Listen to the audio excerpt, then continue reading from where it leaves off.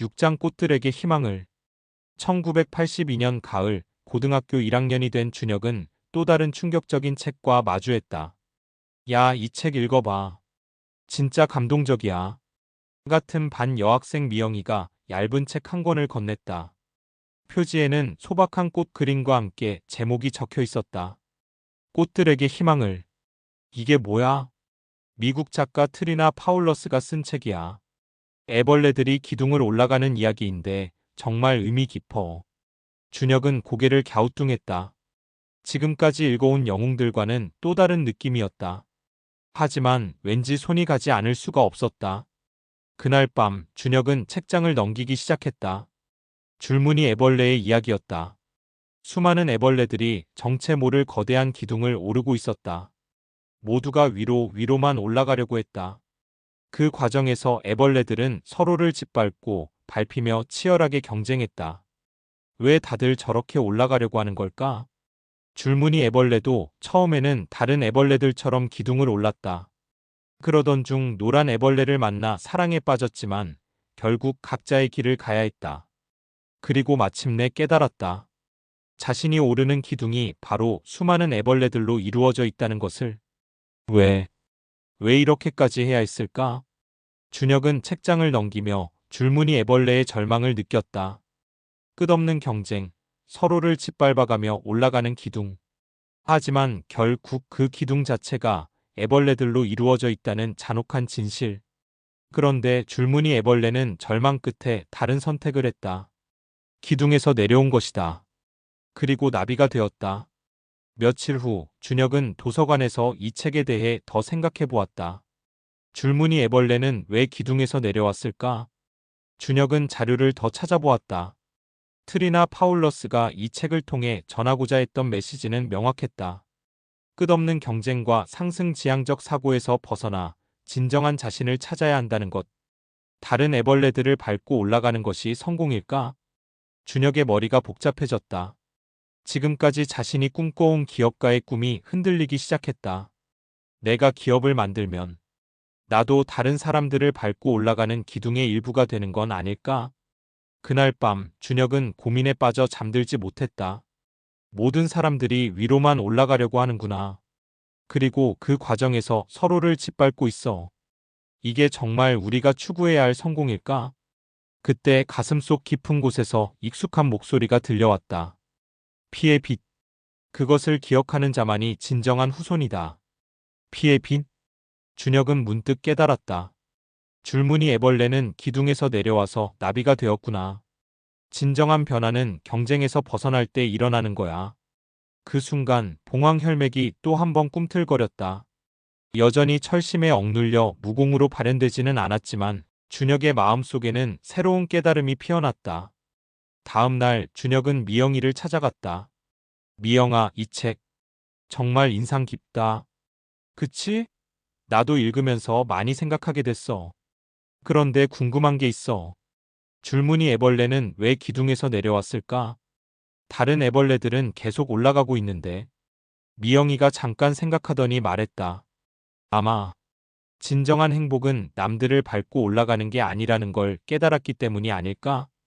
나비가 되는 게 훨씬 더 자유롭고 아름답잖아. 준혁이 고개를 끄덕였다. 그럼 우리도 그런 경쟁에서 벗어날 수 있을까? 그날 오후 준혁은 혼자 동네를 걸으며 생각했다. 내가 정말로 기업가가 되고 싶다면 줄무늬 애벌레처럼 완전히 새로운 관점에서 접근해야 해. 남들이 기둥을 오를 때 나는 아예 다른 차원의 도전을 통해 새로운 세계로 진입하는 거야. 길가에 핀 작은 꽃들이 눈에 들어왔다. 이름도 모르는 들꽃들이었지만 어려운 환경에서도 꿋꿋이 피어 있었다. 꽃들에게 희망을.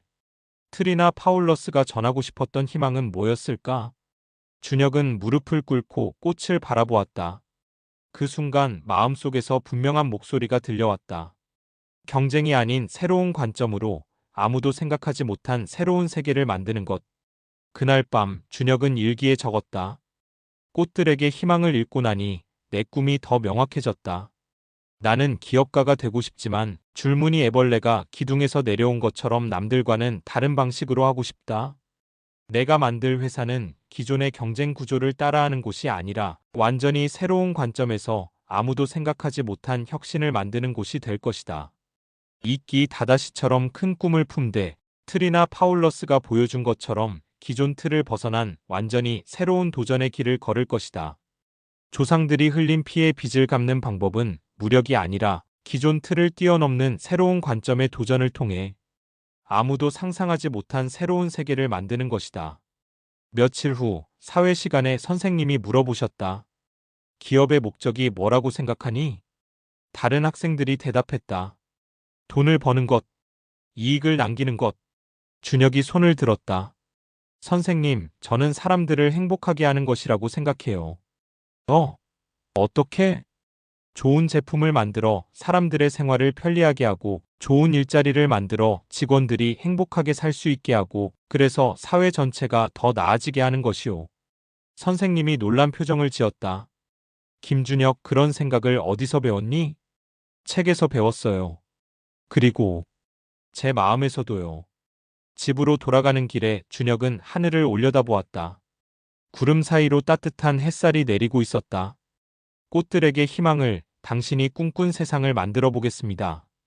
봉황혈맥이 철심에 억눌려 있어도 준혁의 마음속에는 이제 분명한 사명감이 자리 잡았다. 무력이 아닌 창조적 도전으로 기존 틀을 뛰어넘는 새로운 관점으로 세상을 바꾸겠다는 의지가. 그 의지는 훗날 그가 IMF 위기를 겪고도 다시 일어설 수 있는 힘이 될 것이고 결국 암호화폐와 AI 기술을 통해 아무도 상상하지 못한 완전히 새로운 차원의 플랫폼을 만드는 원동력이 될 것이었다. 7장 거꾸로 생각하기. 1983년 봄 고등학교 2학년이 된 준혁은 새로운 환경에 적응하느라 분주했다. 그런데 그에게 인생을 바꿀 만한 깨달음을 준 선생님을 만나게 된다. 사회 시간이었다. 이병호 선생님은 40대 중반에 온화하면서도 날카로운 눈빛을 가진 분이셨다. 여러분, 오늘은 동양의 고전적 인생 철학에 대해 이야기해 보겠습니다. 칠판에 크게 8글자가 적혔다. 수신제가치 국평천하. 누가 이 말의 뜻을 설명해 볼까요? 한 학생이 손을 들었다. 자신을 수양하고 가정을 바로잡고 나라를 다스리고 천하를 평정한다는 뜻입니다. 맞습니다. 그런데 여러분, 이것이 과연 올바른 순서일까요? 교실이 조용해졌다. 당연한 순서라고 생각했는데 선생님의 질문에 학생들은 고개를 갸우뚱했다. 여러분이 집을 지을 때를 생각해 보세요. 몇 평짜리 집을 지을 건가요? 거기에 따라 몇 층까지 올릴 건가요? 이런 계획도를 가지고 기초를 다지지 않나요? 학생들이 고개를 끄덕였다. 그런데 그 계획서인 평천하도 없이 무작정 수신부터 시작한다면 언제까지 얼마나 큰 규모로 수신을 해야 하는 건가요? 목표가 없는 노력은 방향을 잃기 쉽습니다. 준혁의 눈이 번뜩였다. 그러니까 여러분, 이것을 거꾸로 해보세요. 평천하에 대한 그림을 먼저 그리고 거기에 맞는 준비를 위에서부터 내려오면서 하는 거예요. 그러면 지금의 여러분이 무엇을 해야 할지 명확해질 겁니다. 준혁은 가슴이 두근거렸다. 지금까지 당연하다고 생각했던 모든 것에 대해 의문이 생기기 시작했다. 수업이 끝난 후 준혁은 선생님께 다가갔다. 선생님, 그럼 저희는 먼저 어떤 세상을 만들고 싶은지부터 생각해야 하는 건가요? 이병호 선생님이 미소를 지었다. 김준혁, 바로 그겁니다. 여러분 또래의 꿈이 뭐냐고 물으면 대부분 의사, 변호사 이런 식으로 대답하죠. 하지만 진짜 중요한 건 어떤 세상을 만들고 싶으냐는 거예요. 어떤 세상을 만들고 싶으냐? 그래요. 그 답이 명확해지면 어떤 의사가 되어야 하는지, 어떤 기업가가 되어야 하는지, 어떤 정치가가 되어야 하는지가 자연스럽게 결정됩니다. 순서가 바뀌면 인생이 달라져요. 그날 밤 준혁은 일기에 적었다. 오늘 사회 선생님께서 정말 중요한 걸 가르쳐 주셨다. 지금까지 나는 좋은 기업가가 되어야지라고 생각했는데 진짜 중요한 건 어떤 세상을 만들고 싶은가였구나. 내가 꿈꾸는 세상은 조상들의 희생이 헛되지 않은 세상, 모든 사람이 행복할 수 있는 세상이다. 그렇다면 나는 단순히 돈을 많이 버는 기업가가 아니라 그런 세상을 만들 수 있는 기업가가 되어야 한다. 며칠 후 또 다른 사회 시간에서 이 선생님은 더욱 깊이 있는 질문을 던졌다. 여러분이 지금까지 옳다고 배워온 모든 것들을 한번 의심해 보세요. 정말 그것이 옳은 걸까요? 아니면 누군가에 의해 만들어진 기준일까요? 준혁은 손을 들었다. 선생님, 그럼 경쟁도 의심해 봐야 하는 건가요? 1등이 되라고 늘 배워왔는데. 좋은 질문이네요. 경쟁 자체가 나쁘다는 게 아니라 남을 밟고 올라서는 경쟁과 함께 성장하는 경쟁은 다르다는 걸 생각해 보세요. 함께 성장하는 경쟁이요? 예를 들어 여러분이 공부를 잘해서 1등을 했다고 합시다. 그때 2등한 친구를 무시하고 우월감에 빠지는 게 첫 번째 방식이라면 2등한 친구와 함께 더 높은 목표를 향해 도전하는 게 두 번째 방식이에요. 어떤 게 더 가치 있을까요? 준혁은 그동안 읽었던 책들을 다시 떠올렸다. 줄무늬 애벌레가 기둥에서 내려온 이유도 이거구나. 남들을 밟고 올라가는 경쟁이 아니라 완전히 새로운 차원의 도전을 선택한 거야.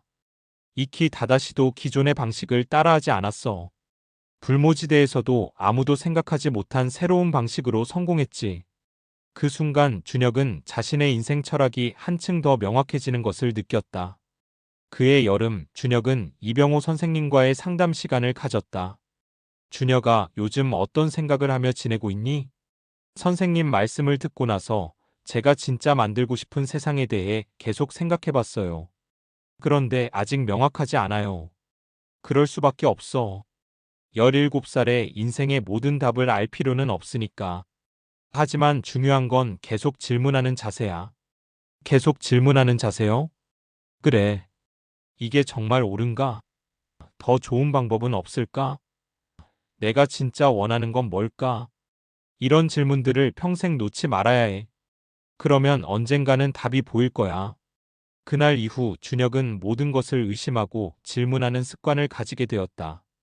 교과서에 나온 내용도 어른들이 하는 말도 심지어 자신의 생각도 끊임없이 검증했다. 이 방법이 최선일까? 다른 관점에서 보면 어떨까? 내가 놓치고 있는 건 없을까? 이러한 사고방식은 훗날 그가 증권업계에서 기존의 관습에 도전하고 MMWMMT 같은 혁신적인 상품을 개발하며 결국 암호화폐와 AI를 결합한 완전히 새로운 비즈니스 모델을 창조하는 원동력이 될 것이었다. 그리고 무엇보다 거꾸로 생각하기는 그에게 기존의 틀을 뛰어넘어 아무도 상상하지 못한 새로운 세계를 창조할 수 있는 용기를 주었다. 봉황혈맥이 철심에 억눌려 있어도 준혁의 사고력은 나날이 예리해지고 있었다. 이병호 선생님이 심어준 거꾸로 생각하기의 씨앗은 언젠가 그가 세상을 바꿀 위대한 혁신의 뿌리가 될 것이었다.